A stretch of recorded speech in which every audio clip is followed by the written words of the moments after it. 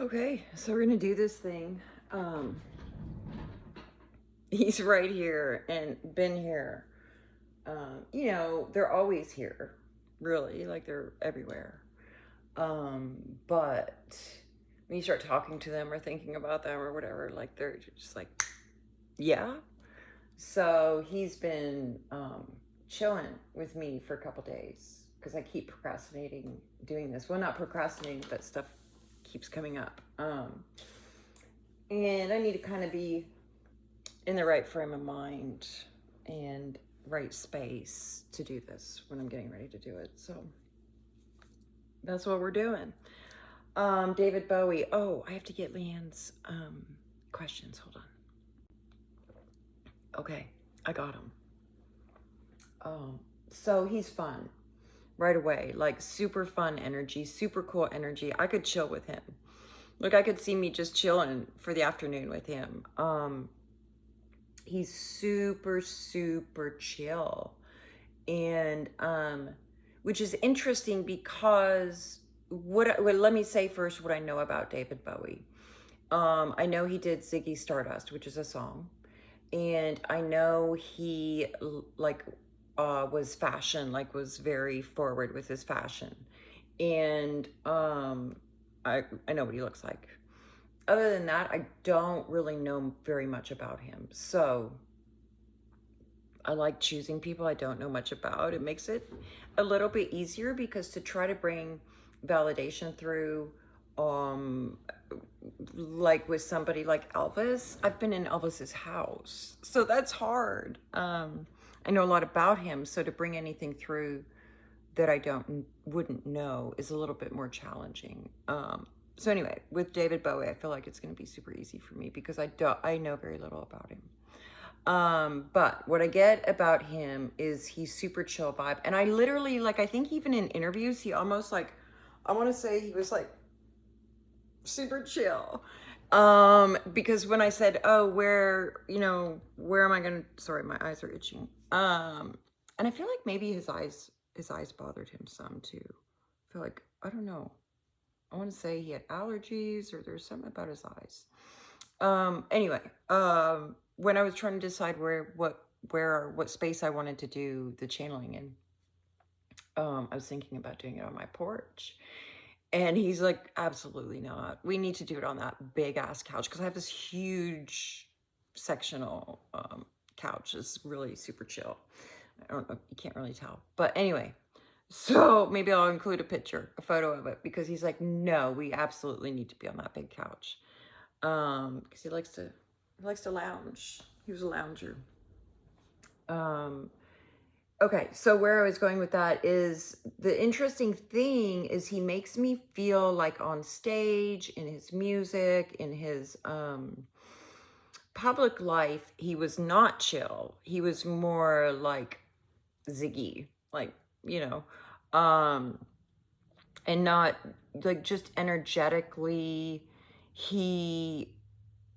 When he was working, I feel like he was a workhorse, I feel like. And when he was working, he was on. And he really wanted to I don't want to say direct every performance, every record, and for him, I feel like theater is very, maybe even his first love was theater. Oh, 100%. Like, I feel like he might have even been in theater as a kid, had a passion for it, a love for it. I feel like that potentially came first. And he loved to write. I feel like his writing led him to his music career. I feel like writing was ultimately, because he keeps showing me like he would get quite reclusive at times. And in that recluse was when he would write and let his mind just go. And he makes me really like a lot of upper head stuff with him. So I feel like he was very cerebral. I feel like he was a very deep thinker, very, I feel like his music wasn't just fun words. Like there's a lot of, self-philosophy. I like just taking me into his brain. It literally come from his brain. So I feel like he was definitely his own writer, or wrote a lot of his music. And again, he takes me to the theatrics of it. Like that was super important for him. And okay, so question, sorry, I'm getting so caught up in his energy. Like I said, I could chill with him for a while because his energy is very relaxed. So what was the most significant lesson you learned in your lifetime? Good question. Significant lesson.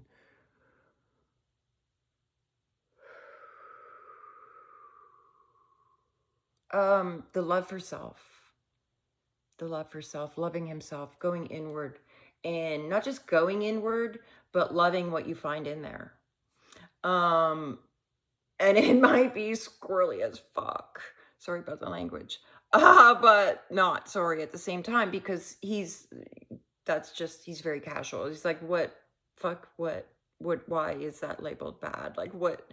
Don't worry about it. It's just a word. Anyway, I don't know if I'll get tagged on Facebook or whatever, or wherever I post this, so I might have to bleep it. Hold on. Where were we? Oh, going inward, loving yourself. Like you have to love yourself. That's really all that matters. All the public like stuff is a second thought, is an afterthought, is like it's great. Whatever. Yeah, it's not bad, it's not good. Like it's great. But it has to come from a result of loving yourself.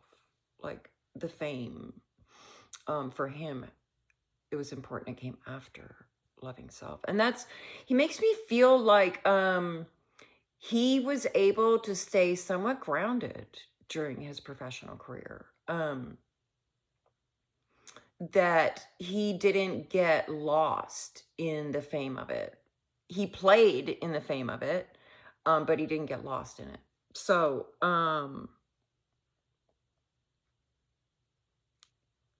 significant lesson you learned in your lifetime. Yeah. Going within is like loving that part of yourself. But it feels like that wasn't a lesson for him. That feels like that was just the norm for him. The lesson for him was to go deep within, like to explore places within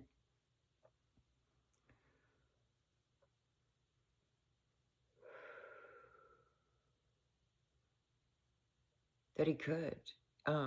He's taking me way, way deep. Like, I don't know if he practiced meditation or what, but it feels like he learned how to embody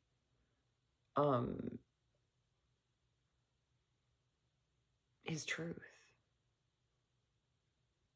He learned how to embody his truth, but that took some time. So the greatest lesson is to embody your truth, like fully. And I don't mean just like, because he at first, okay, so let me see if I can explain what he made me feel. So at first it's like, yeah, I love it. I feel it all up here in my heart space and I'm doing what I love and blah, blah, blah. But to fully embody it all the way, I could feel it all the way through my body. Self and the trust of self, that was the greatest lesson for him. And he makes me feel like it takes a practice. It feels like he was meditative. It feels like whatever inner work he was doing, it was deep work. So do the deep work. There's a big payoff for doing the deep work, is what he makes me feel. What advice do you have to our youth? This is probably not going to be a popular answer, but I resisted an answer with Maya and it was, weird. It ended up weird. So I'm not going to resist this. The advice to our youth is gear up, prepare for battle, gear up, be ready. I mean, he's literally showing me suiting up, like suit up. You're going to have to suit up. And they're ready. Our youth is ready. I'm covered in goosebumps right now. Our youth are ready, and they have a lot of support. They're gonna be amazing. The kids are being born differently. I'm going into my whole theory, so let me stay with him. Hold on. He's showing me, yeah, and he feels they're ready too. He's like going like this. They're ready. Like they are fully ready to embody where we're going. And they have help. They have lots of help. He's showing me mothers, angel, like there's so much working for our youth right now in such a positive way. So,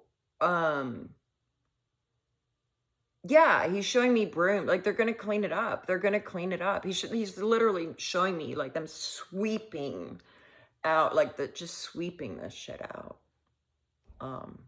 So they need to suit up. That's the, and I could go into a whole big thing about what I have, felt about it. And maybe I will, see if I can channel on that specific subject later, but it's a big one. That's a big subject right now. What advice do you have for our youth? There is a lot of energy coming in to support and answer that question.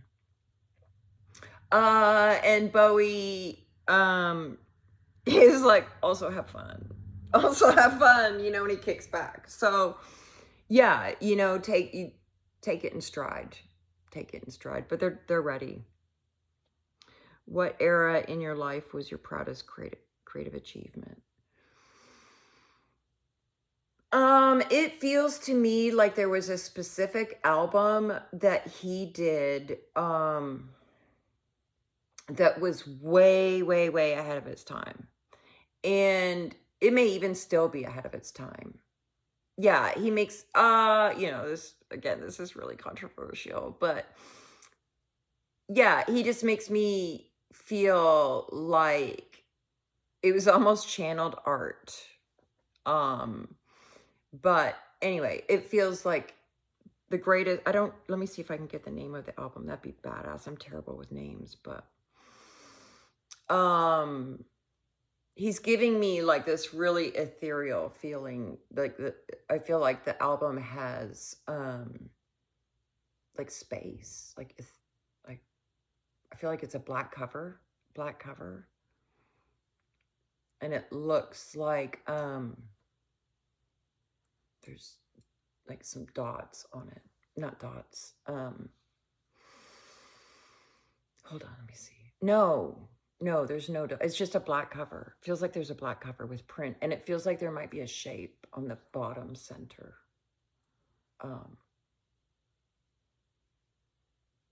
But that album, like he's telling me it's a piece of art.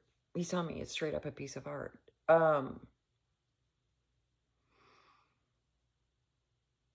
And he makes me feel like literally like it was a channeled piece of art. He makes me feel like he collaborated. Did he believe in woo-woo? Did he believe in psychics? I feel like he, pardon me. I feel like this album, he believed potentially that he channeled like a collaborator, a dead collaborator. It feels like there's some opera-ish kind of stuff in it.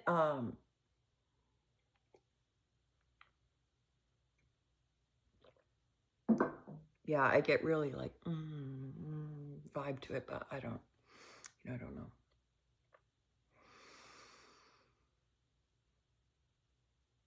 And beyond that,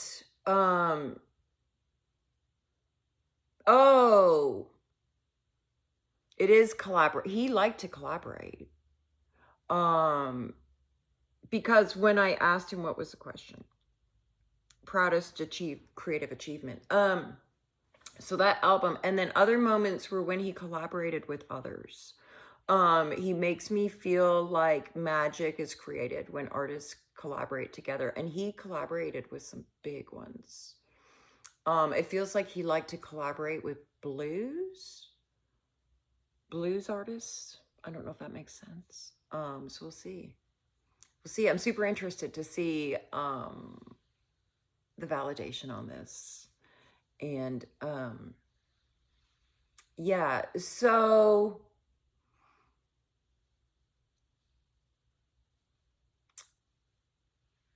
asking him about, he's leaning into the youth of today again a little bit. And when I'm thinking about the youth of today, I'm thinking about the ones coming in, so to speak. And